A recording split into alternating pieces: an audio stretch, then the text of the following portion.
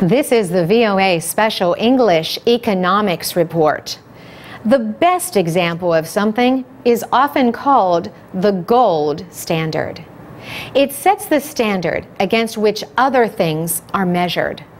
In economics, the term describes how major trading nations once used gold to set currency values and exchange rates. Many nations continued to use the gold standard until the last century. In the United States, people could exchange paper money for gold from the 1870s until 1933.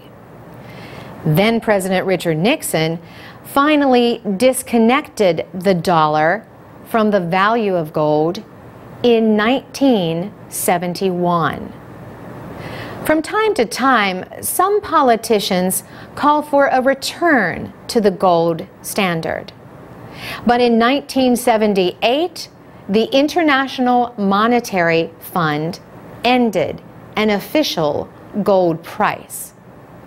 The IMF also ended the required use of gold in transactions with its member countries. Since that time, gold prices have grown. But the growth was uneven. Prices, uncorrected for inflation, continue near record highs. Gold is trading above $1,600 an ounce. An ounce is about 28 grams. But people keep buying. Some people are called gold bugs. These are investors who say people should buy gold to protect against inflation. People have valued gold for thousands of years. The soft, dense metal polishes to a bright yellow shine and resists most chemical reactions. It makes a good material for money, political power, and more recently, electrical power. If you own a device like a mobile phone or a computer, you might own a little gold in the wiring. The gold standard was the subject of one of the best-known speeches in American political history. It took place at the 1896 Democratic National Convention in Chicago. William Jennings Bryan wanted the country to use both gold and silver as money.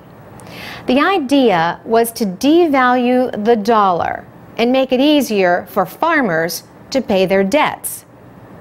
Bryan made this famous statement, "You shall not press down upon the brow of labor this crown of thorns.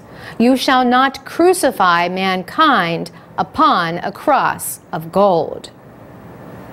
The speech made William Jennings Bryan famous. He was a presidential candidate 3 times, but he never won. For VOA Special English, I'm Carolyn Presutti. For more news and information for people learning English, go to voaspecialenglish.com. You can find transcripts, MP3s, podcasts, and activities. You can also follow us on Facebook, YouTube, and iTunes at VOA Learning English.